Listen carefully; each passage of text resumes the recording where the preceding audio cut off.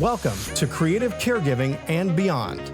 More and more people are having to become caregivers for their elderly loved ones, and navigating this journey can be really difficult. This podcast will provide guidance and give practical tips for your family. Your host is Wendy Whiteman, elder law attorney, author, speaker, and leading insight advisor in senior protocol and senior lifestyle trends. Know that you are not alone in getting the help that you need. Let's get started. And here's Wendy. Well, welcome back to another episode of Creative Caregiving and Beyond. And today we have some special guests that we're going to learn about home health. We have Antoine Beachum, who's the founder of PC Home Health. And we have Bryunna Allen, his daughter. It's a family business. Yeah. So thank you so much for coming to the show. Thank you for having us. Yes. Appreciate it. It's an honor to be here. Yeah, really. So we're just going to have a casual conversation and just learn about your business and home health. And Antoine, what inspired you to start a home health agency? My grandmother. Your grandmother? Yes, my grandmother inspired me to do it. And God has had plans for me to do so also. Okay. But grandmother moved in with us. Quick story, when I was 15, she told me, Moyer, that's my middle name, never let me go into a nursing home. And I was like, okay, I got you, Granny. Didn't really understand. I was like, but you're going to live with me. I'm going to be playing basketball. Yeah. So yeah, you can live with me. Yeah. Down the road, I understood why, right? I understood in context of her living with us, the things that me and my wife was going through, as far as frustration my daughters was going through. It was frustration in the house, Granny forgetting stuff, milk's being left on top of the refrigerator. I'm coming home, they'll take Granny to the store. Granny come back, she frustrated. This young baby don't want to go to the store no more to this day. But it was a combination of things. But what she was dealing with, that we know now was dementia, was the foundation of saying, hey, those tests, the things that we went through, looking for caregivers or trying to be a caregiver, learning how to care for a loved one dealing with dementia, that was the foundation. And once we figured it out, it was like, hey, somebody else in the community needs this help. So we want to be a resource. Yeah. Yes. So during that time, did you see what's important to have in the home when you're taking care of someone in the home? Oh, absolutely. Yeah. I mean, the things that you would think that is not as important became very important. Yeah. Right? Yeah. Even down to the quality time with family. Yeah. Right? Yeah.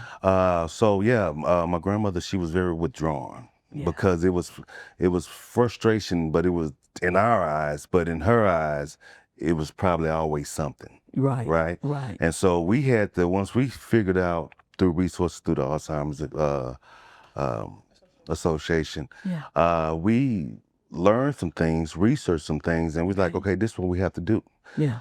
Granny is no longer in our world. We have to go into her world. So as we pulled ourselves in her world and started bringing her out, she's stop being withdrawn. Little stuff, cooking, little stuff, bathing, little things that we take for granted was very much essential during that time. Yeah. Well, that is a true act of love, though. Yes. Bringing in a family member. Yes. Yeah. Yeah. And helping them out. And Bryunna, what inspired you to come into business with your dad? Yeah, well, I think for me, the biggest part was, well, of course, we seen the changes we were around. I was in school at the time. I was getting my medical assistant certification and X-ray technician license.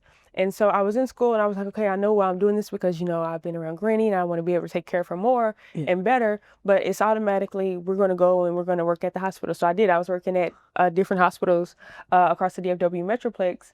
And one day going to work, it was just a call. It was, Bree, you have to help your dad. And it was so loud. I'm a podcast girl. I turned it down. And I'm like, what? It's Bree, you have to help your dad. And I'm like, yeah, I know what he's doing. I know he has a business and I know why he's doing it. But I'm like, okay, I never thought about that. So I go to work. I come back home and I tell him, I think I have to help you. And he's like, okay. He was like, well, that's great. He was like, but Bree, this is early on, right? He's like, Bree, I can't pay you. You just keep doing what you're doing. And then as time progressed, you know, we can look and see how it goes. I'm like, okay, cool. I go to work the next day. Bree, you have to help your dad. And I'm like, Wow. what is this? So I said, I already know who it is. Yes. I said, no, this is it. So I go and I tell him like, hey, you guys, I really have to help my dad. He has his business. He's starting up and I need to help him. And that was my last week. Wow. And that was back into 2019. He started in 2017. And that was in 2019 and we've never looked back. So I've been going ever since. Wow. Yeah. Did you ever envision you'd be working together? No, I know I didn't envision it at all. It was, hey, she was doing her thing. Everybody was doing their thing. My son was off in college at that time. Yeah. And so it was like, okay, no, this was something that, hey, I was taking on, something that I wanted to do and something that God put on my heart to do, right? And so at that time, no, I didn't think she would. It'll be a family type business. Right. But when she told me she was leaving, I was like, wait, again, I was like, no, I'm not making no money right now. Nothing is going on. We got bills to pay. Wait 6 months, save your money, and then we'll figure it out. What, a day or two later? Yeah, no, that was I quit. Yeah. Now the pressure's on. Yeah, the pressure's on. Yes. But you know, I think it's a testament to when you hear God Yes. and you hear the call, it's your obedience that takes you the rest of the way. That's It's so really nothing else. Yeah. Like, I don't think we would be here today if I didn't say, you know what, Dad, I love you. I hear what you're saying. I want to do what you say. But no, I gotta jump in. And so it's the obedience Yeah. that That is so true. And I'm so grateful Yes. Yeah. Yes. for her being obedient to God, because she's been very helpful. It's been one of the best things. Yeah, it's been a blessing. Awesome. Really. Awesome. Yeah. Yeah, that's one of your, I was looking at your website, your values, faith, family, love, and service. Yep. That's what we stand for. Yeah.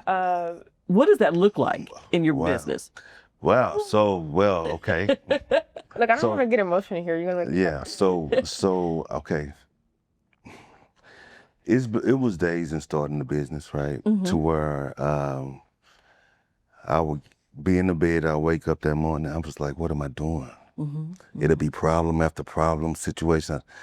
I'm like, man, I don't need to deal with this. Yeah. Why am I getting up? You know what? I don't need this. And then I had to stop and think. I was like, hey, these people that I'm taking care of, their family is dependent on me. They came to me for a service, right? So I have to get up. The caregivers, they depended on me for their check. I have to get up, right? My name is on this, right? Yeah. And so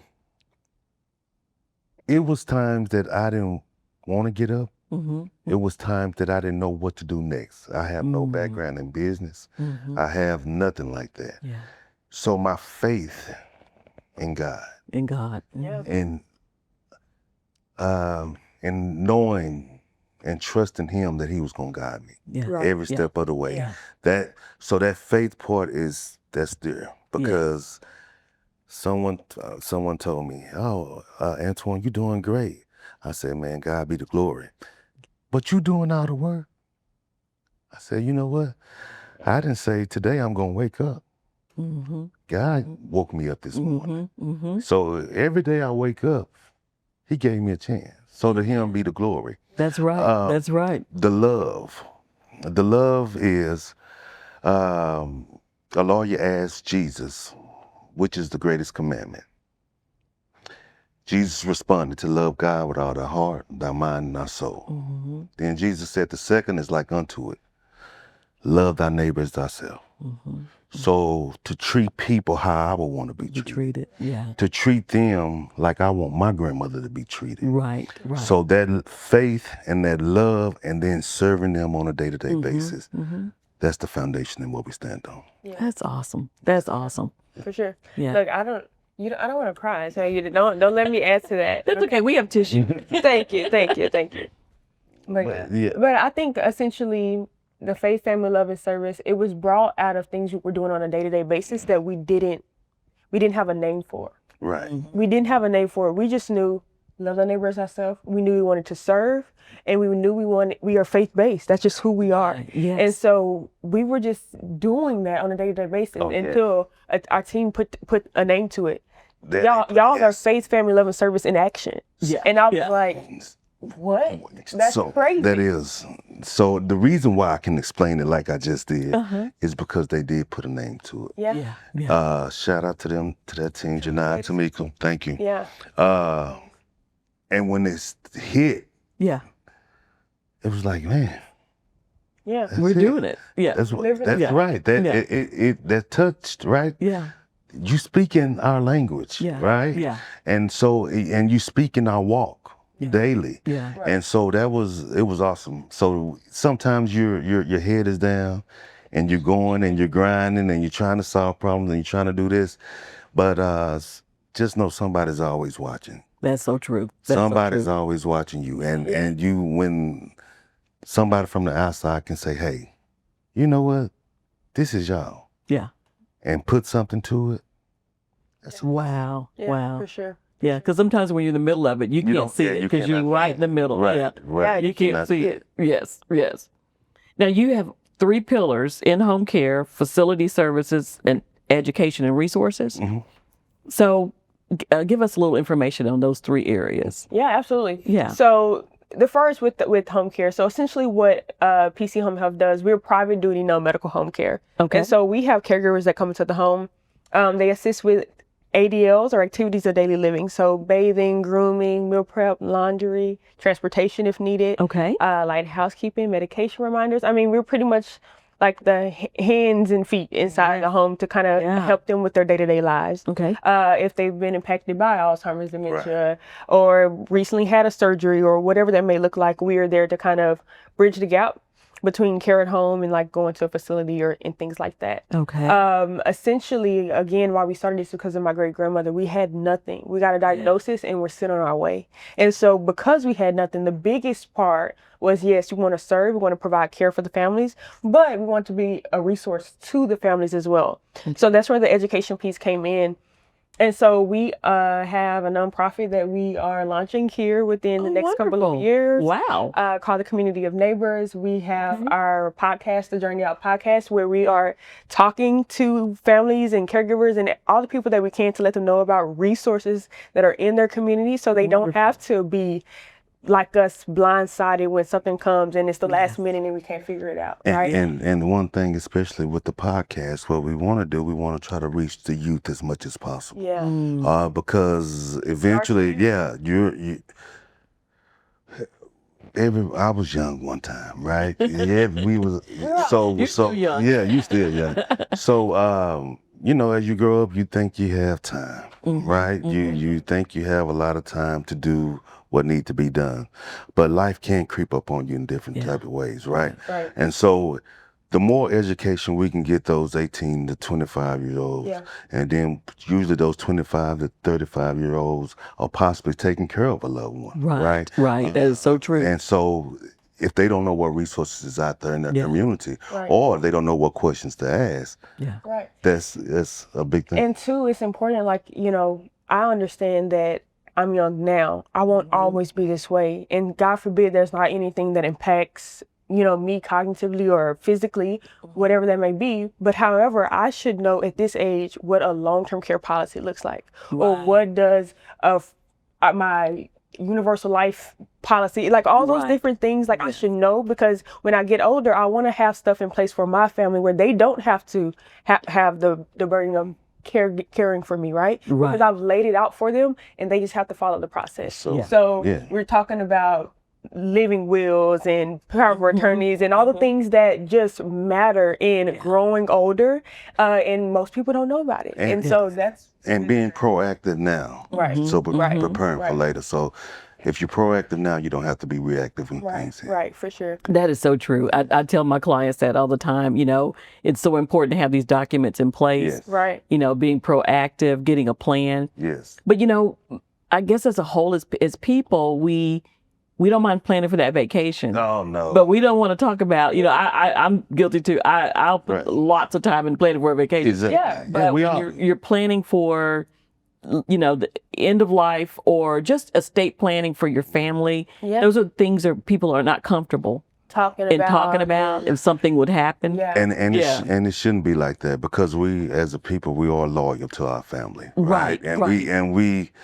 a lot of people lose a lot of years of their lives taking care of someone, right? Yeah. And you can't get that back, right? You can't get that. And for those who are doing it, we thank you. We appreciate you, and I know your family thank you. So we want to give you your flowers now. But it's also good to prepare. Yeah.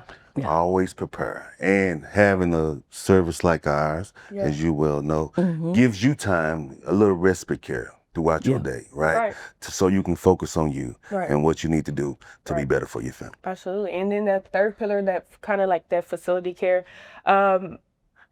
you're not knowing you need something until mom is now in the emergency room and she has fallen, she has broken her hip. They're talking about rehab. They're talking about skilled nursing facilities. You're like, what are all these places that they're talking about? Yeah. What are I supposed to do? And she's going to discharge in like 10 days. And I still have a full-time job. And my son, Charles, has a softball game, baseball game on this. Like there's all these things, right? Right. And you're just thrust into a situation you know nothing about. And so that's where we come in. We are very big on meeting you where you're at. Hospital, at home, facilities, skilled nursing facility.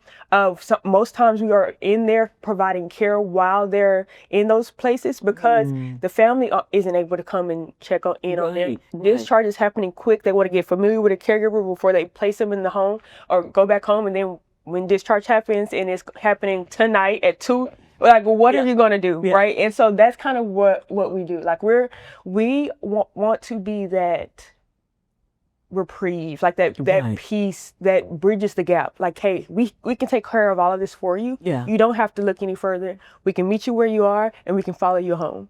And so that's kind of been our motto. And That's really, wonderful. it's your family is our family. Yeah. That's the goal. Yes. Yeah. Well, I can totally relate to that. 5 years ago when my mom went into the hospital and then discharged to skilled nursing, I'm like, I wish I'd known you then. And, being in the hospital, I was with her 14 days and nights, kind of moved in and skilled nursing too. I stayed there, then recruited a caregiver, which is not an easy task, either interviewing and you're not sure, Yeah. But I will definitely be using you with my friends, family, clients that need that, because you cannot do it alone. I can testify to that. Yes. You cannot handle all the hats that you have to wear. No. And it'll wear you down really fast. Right. Really fast. And you mentioned peace. Just having, you begin to appreciate so much all the little things, just a walk around the block or just to sit outside for a minute. And take a deep breath. Yeah. Wow. Yeah. Boy. Wow. You can make me cry. Look, we know it all too well. Yes. Wow. Those little things, man. Yeah. Little things matter. The little things. Wow. And I love that you're, reaching out to the younger generation, because people are living to be older. Yes. And there is a gap there. I think, if we can bridge that gap with the younger generation. And I'm getting more grandchildren calling who are power attorneys for their grandparents. Yeah. And they're young. Yeah, and they're, that's good. And it's good. Part of their lives they never expected. The children never expected. Right. But the grandkids surely never expected it. Right. And so that's good. You guys are doing that education process. Yeah. Yeah. Again, just want to be a resource, and it's definitely been a blessing, and I'm glad we get to do it side by side. Yeah. And I'm glad we're able to just do it. Period. Like this podcast in and of itself. Yeah. Giving caregivers an opportunity to find out what they need to know. Yes. Find out about elder law and all these things. Like, I love that. I love being able to be a part of something like this. Yeah. And you've done an awesome job. Yeah. It takes all of us. So I'm glad you guys are getting the word out. I get that question weekly. How do I even navigate all of this? How do I know what resources are out there? Because it is a fast turning wheel. Yes, it is. And there are a lot of moving parts to it when you're thrust into this situation. And we have seen so many people We sit down with them, and the first thing they say, everything has moved so fast. Yeah. I have this phone call here, somebody else meet me here, and they just don't know what to do. Yeah. Because they so many moving parts, right? Right. Right. And so, please be proactive. Yeah. You know, be proactive in your situation, your family situation, and it'll be better. Yeah. It'll make that whatever happens, that transition easier. Yeah. for sure. And it doesn't matter. I've found this too to be true. It doesn't matter a person's background. They could be have the best management skills. Yes. They could be successful. They could be a Fortune 500 You're right. CEO. Yes. Yeah. But when this happens, It's a whole nother. it's a whole nother ball game. You know, keeping all those balls in the air, and I know you guys partner with other Yeah. community advocates for seniors, like hospice, and Yeah. how does that work? So essentially, what we realize is it takes a village. Yeah. We cannot do everything ourselves, and with us being the non-medical piece, I love that we're able to go inside the home and help them with like their day-to-day basics. But they are still facing elements where they need a nurse to come in or need some medication management, or maybe they're now at the end of life stage and they need more support. And so our caregivers can support, but we can't do that medical side, right? Right. And so it was very important for us to have like-minded individuals who took this serious. Like we're coming in and we're affecting their lives in a positive way. We're caring for them when they need us most. And so we have been able to partner with some amazing community partners, from home health to hospice to even rideshare companies, elder law to power of attorney, life insurance. Like we've been able to partner because again, we want to be a resource where we're bringing the one-stop shop to the families. Yeah. They don't have to look far. We have vetted people that we know and trust that can come in and assist them with whatever they're needing. And it's just been such a blessing to be able to, form those relationships and those partnerships. Yeah. Yeah. It makes a difference. I mean, just in anything in life, if you're building a house and your contractor says, I know someone who can do flooring, and I can know someone who can come in and paint the walls. I mean, there's just one-stop shopping, one less thing you have to do. Right. And they vetted it, and especially when you're dealing with human. Yes. And You lose human beings and seniors. Yeah. That is so true. Absolutely. So, how do you match the caregiver with the client? Do you have a process for that? Oh, Yes. Oh, yes. It's oh, yes. it's a process for it, right? And I'll let you say about the process, but we like to look at the heart as much as we can. Okay. Because what's the word am I looking for? When we do interviews or when we talk to people and they sit down for a job for caregiving, again, we like to say they bring one person. Yeah. But we trying to find out who they are. And so that can go through 2 or 3 interviews if we like them, right? Yeah. Because the heart is who the person is. Right. Right? Yeah. So that is the most important thing in this, because we want like-minded people. We just don't want people to come and get a paycheck. Right. We want people to say, hey, love this because, hey, I'm serving other people. Yes. Right? Yes. So that's a hard process for us because we're picky. But when you find that right person, you've got something. Right. Yeah. Right. I mean, and we gotta understand too, as an agency, bringing people into their home. This is their home. Right. Right. And we can't just the same way I say we're not just putting warm bodies in places. Right. That's not how we roll. So there is a kind of very lengthy process. Of course, we have the application piece. We also are doing assessments. Like there's some like mental and emotional stability testing, or there's also very good. Like we do a lot of our training, like with Hoyer lifts and things like that. Can you work these machines? Do you know how to transfer? Do you know how to do all those things, which are very important to us because again, we're going to train you you can't teach care. You Right. can't teach compassion. You can't teach love. No, you can't can't. can't teach service. So like those things right there, that's what we're focused on. that's- Yes, I can teach you how to work this holy lift and transfer and do that all day, but can you come and give them that compassion that they What's need that? Right. when they, the heart behind it. Yeah. And so we do all those trainings. Then we, on the client side, we got to figure Background Of checks course, yeah. Background checks, of course, those are strenuous. We do background checks, state checks, driver license checks. It's all the things. name Like it. it's so much that we do because again, we have to trust the person that's coming into your home. Yeah. The second thing though is on the backhand with our clients. Okay. We got to get to know them too. We have to know what they like, what they don't like, what hobbies they used to enjoy, what can they still do, what can't they still do.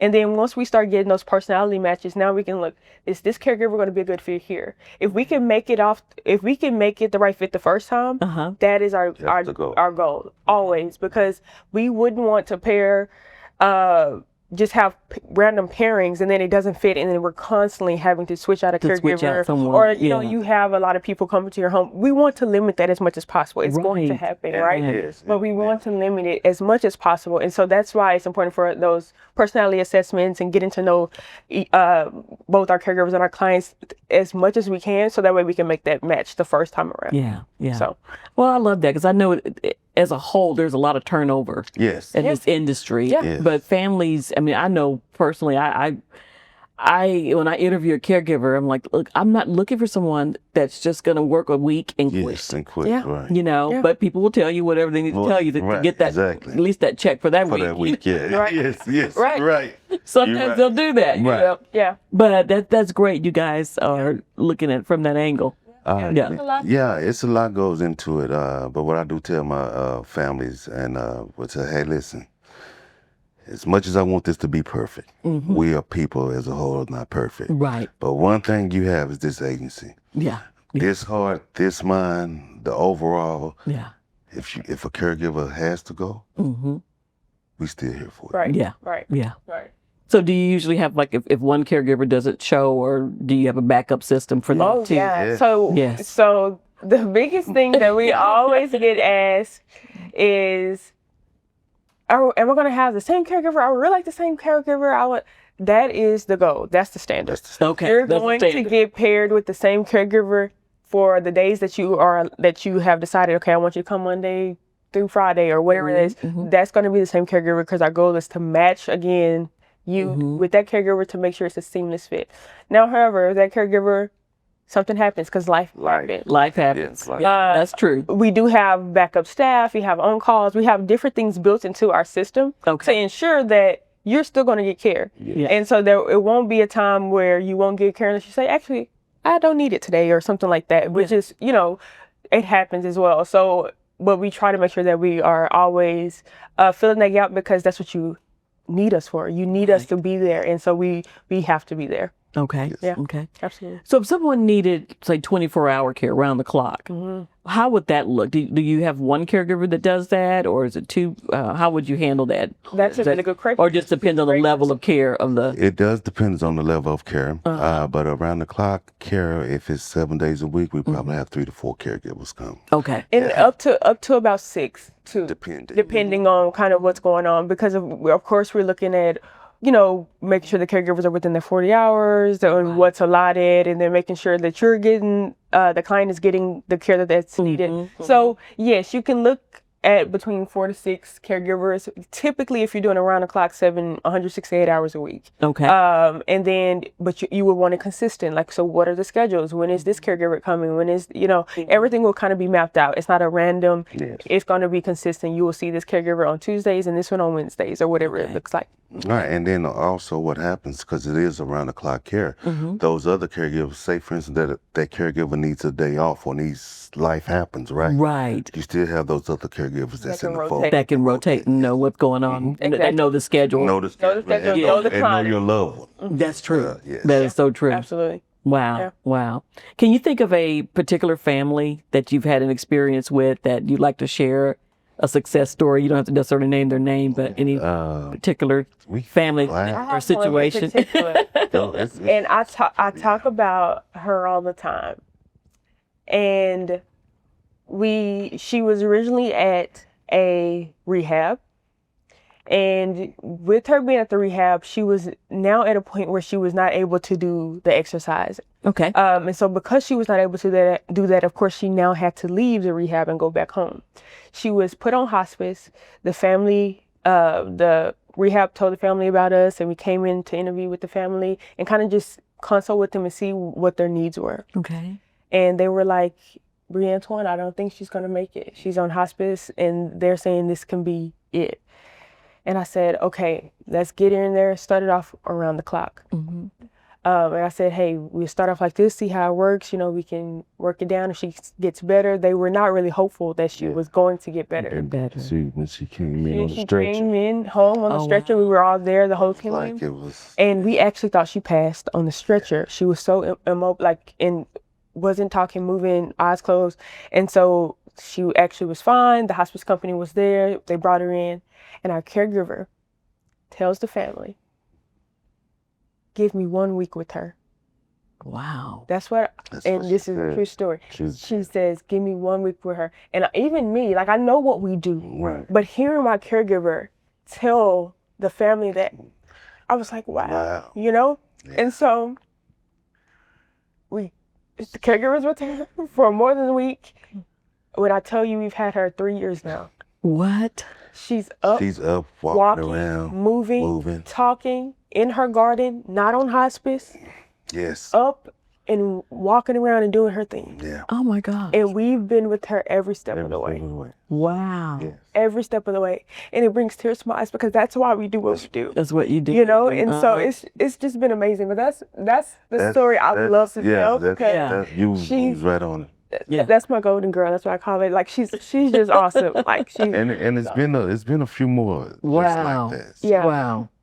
Yeah, absolutely. So that caregiver's awesome. Yes, she's. I mean, that's someone who's committed, and she's still with us. she's still with it. Yeah. Wow. She's been with Caregivers- us for 5 years now. So talk about the vetting process. Talk about how we have such great retention. Yeah. Our caregivers have been with us. We've been in business 8 years. A lot of our caregivers have been with us 7 to 6 years. Yes. Okay. And they've been with us the whole That's unheard of. stretch. And that's because of that faith, family, love, and service. We lead with it, not just with our clients, but with our staff, with our caregivers. That's what we are about. And so turnover happens, but when you have a foundation, it's not. We don't see it as much. We don't. And you Right, treat people right. how you would want to be treated. Yeah. Right. Right. Absolutely. Right. Absolutely. Well, this is, really close to my heart. Yeah. The just the foundational level of just caregiving. Yes. Right. And creative caregiving beyond, Yes. And I really appreciate that. I really appreciate you guys. Thank you. I had never had a home health company on my podcast yet. Uh-huh. And I'm so glad you guys are on and sharing this too. But it's more than I expected. Oh, wow. It is more than I even expected because you just don't see that level of care out there. You don't see the turnover rate as low as you guys have it. And I know it comes from the founders. It comes from the owners. Yes. Wow. Thank you. Yeah, What an impact. What an impact. Thank you. Thank you. I honestly, we do in-services for our caregivers Yeah.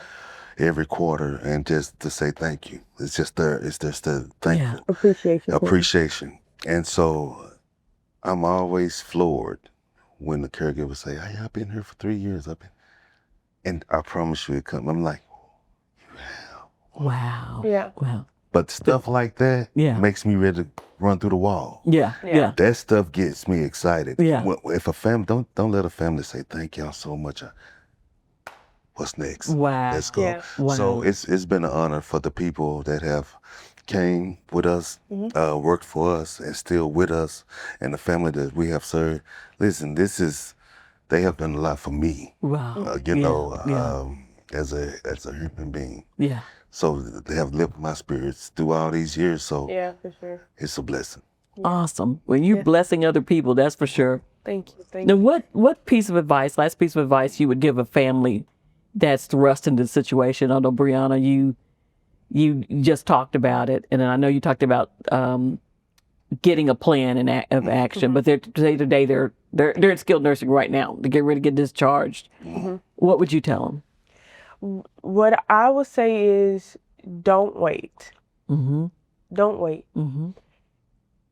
And learn all that you can. Mm-hmm. Because I know mom is discharging right now. Yeah. And I know it feels like you have so many other things that are going on. But I always want you to talk to that social worker or that discharge planner or that case manager and say, what are my options? Right. This home care, what does that look like? Can I talk to somebody with this? Home health, what does that look like? Can I talk to somebody here? Hospice, what does that look like? Can I talk to somebody here? Palliative care. What are your options? Ask, what are my options? And don't wait to make a decision once you have those options.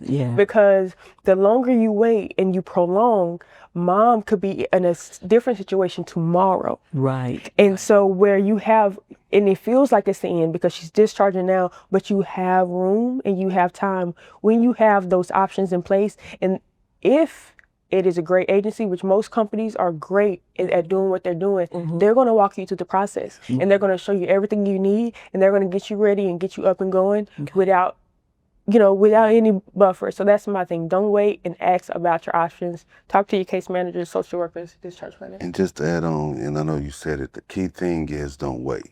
Ask that case manager, social worker, get that information, home health, home care, hospice, whatever that may be.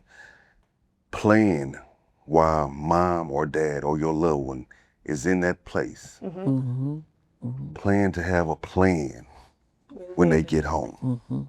Now, when mom or dad get home, mom or dad probably getting around a little better. That is going to happen. But this is what I want you to do.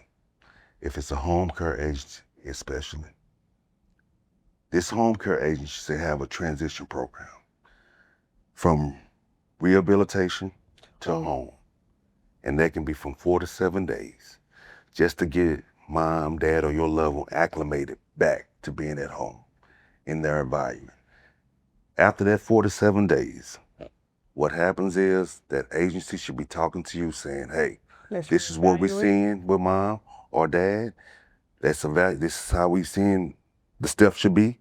I don't think mom or dad need us no more. I think she good, but you need to make sure A, B, C, D happen. Or I think mom or dad need us a little longer, and this is why, to prevent this from happening. So please educate yourself. Be proactive, not reactive. And because you said that, the one last thing I'm going to say. Yeah, please, give it. Mom or dad, when they get home, will have the biggest burst of energy in their life. Right. They're going to get up and they're going to start walking. They're going to use their walker and they're going to be good. You're going to be like, oh, she's fine. She's fine, yes. No. Have the support there. Still have the support there, even if they are now walking and moving and doing everything that they're supposed to do. Because again, they are now in a familiar environment. They feel more comfortable. And so because they're comfortable, they feel like they can do all those things. But we have to remember what led them to the hospital. And we still have to care for that. So if it was a fall can happen again the next day, especially if they're still moving and doing all those. And they feel comfortable. And they feel comfortable at home. And so we still have to watch that. Please still have support in the home, from home health to hospital, whatever it is, home care. Have that support, because it's so important, because we will see the signs when it's not okay. Yes. And when they could start to fall or whatever they may be. We the eyes and ears. Eyes and ears. Friends. Yeah, and a fall makes all the difference. I mean, that could be just The leading cause of death for seniors are falls. a fall. Yes. Yeah. So we definitely have to watch out for that. Okay. So if our audience wanted to get in contact with you guys and use your services, which I highly recommend you do, if you're in this situation and you have a loved one and it looks like they're going to be discharging home or they're already home, but they need some extra support there, eyes and ears there. I have a lot of clients whose children live out of the state. They're not in town. Yes. They can't get there. But you know that they need mom and dad they need someone in the house with them.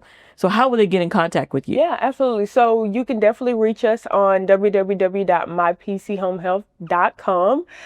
You can give us a call at 469-206-1938, and anyone on our staff will be able to help you and get you set up with a free consultation. Consultations are free. You do not have to pay for any of that. But what we do is sit down with you all and discuss at least an hour about what's going on, a care plan that we can put into place, and figure out how we can best serve you all.